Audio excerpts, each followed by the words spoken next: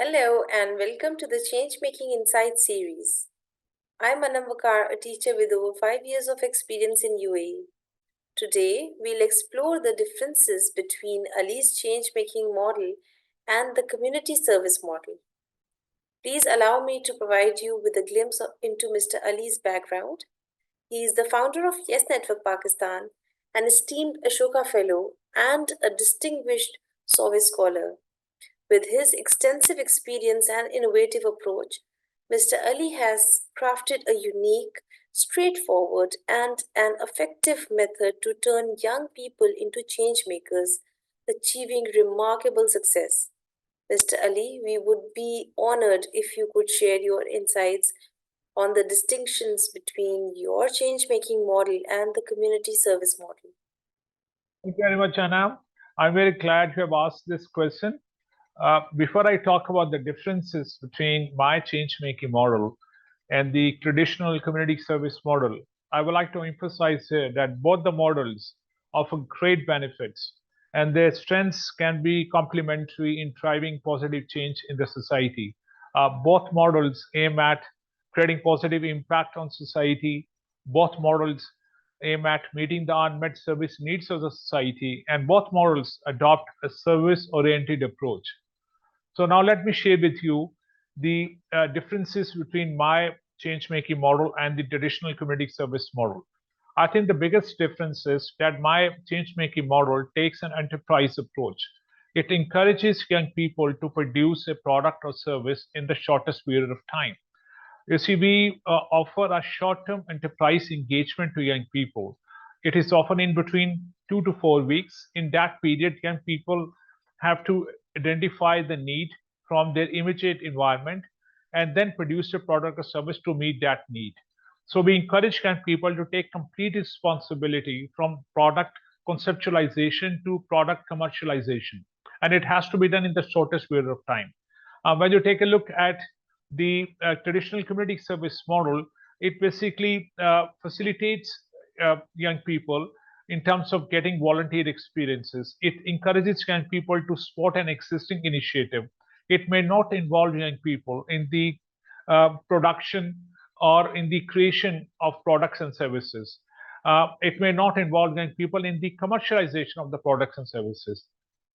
Another standout feature of my change making model is that it is based on trust. Trust is the cornerstone upon which my entire change making model is built.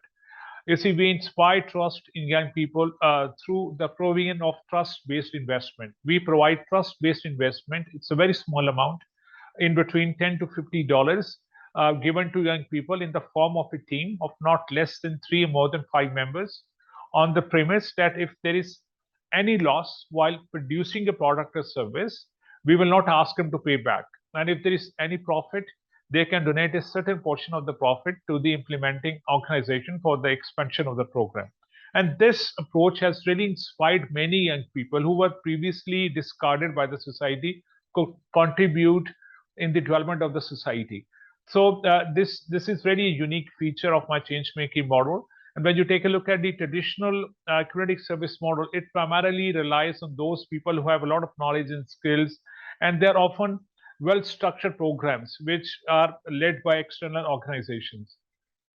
Uh, Another standout feature of my model is that it pursues double or triple bottom line. We encourage young people to create social, economic, and environmental impact. We ask young people to produce products which can really help them to generate profit. At the same time, they should be environment friendly. When you take a look at the traditional community service program, it primarily focuses on social value creation. If I further explain this point, you see, if I ask young people to go and teach in a community, it will be much easier. This is what happens in the community service programs. Young people go and help communities. But for the sake of discussion, if we just keep in mind this scenario that young people are asked to just go out and teach in a community, so what happens here? People will only focus on delivering services or on providing knowledge and skills. But when we ask young people to sell their teaching skills, so it will put an extra in a kind of a burden on young people, but this is a very positive burden because it really helps young people to focus on the quality of the products and services. It really helps young people to focus on the marketing, customer development, and this eventually enhances the quality of the product and services for the people living at the base of the pyramid, because young people are dealing with those communities which are often neglected and marginalized. So what happens? It really helps them to create quality products which are of low cost but a high impact.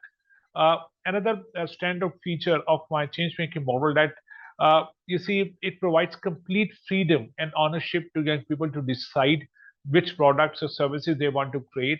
We encourage young people to decide where they want to implement their program and services. We never stick them, we never direct them. We provide them the trust based environment. We encourage them to make their own decisions and rely on their own imagination and internal powers to create, invent, and innovate. On the contrary, if you look at the community service model, what happens? It is often very tightly controlled, and it doesn't provide so much opportunity to young people to create, invent, and innovate. Young people are simply asked to plug in to the existing programs, and they have very limited control over the decision, so they are not involved in the decision making process. Another compelling feature of my change making model that it lifts young people from poverty in the shortest period of time. You see, out of 22,000 young people we have engaged, 15,000 young people were living below poverty line. The moment they were given a chance to produce a product or service, use the internal resources, they rise above from poverty. It shows that community has imposed unwanted poverty upon young people. We are not encouraging young people to produce something. You cannot overcome poverty without producing something. So we encourage young people to produce and create something by their own, and this really helps them to stand on their own feet. On the contrary, when you take a look at the community service model also helps in overcoming poverty because it provides very useful knowledge and skills to young people, which may be used later on to acquire a job or set up their own enterprise. Another feature of my change making model that it basically transforms young people into donors and solution providers. You see, as I have shared with you, that we give this trust-based investment to young people on the premise that if there is any loss, we will not ask them to pay back. And if there is any profit, they need to give a certain portion of the profit to the implementing organization. And so far, we have engaged 22,000 young people, and within no time, they have doubled the amount we have provided to them. 92% were able to create social economic impact. So these young people who were living in the poverty in the span of only 2 to 4 weeks, not only rise above from poverty, they also become donors for my institution. So that's a very unique feature of my change making model. This type of feature is not emphasized in the traditional community service model.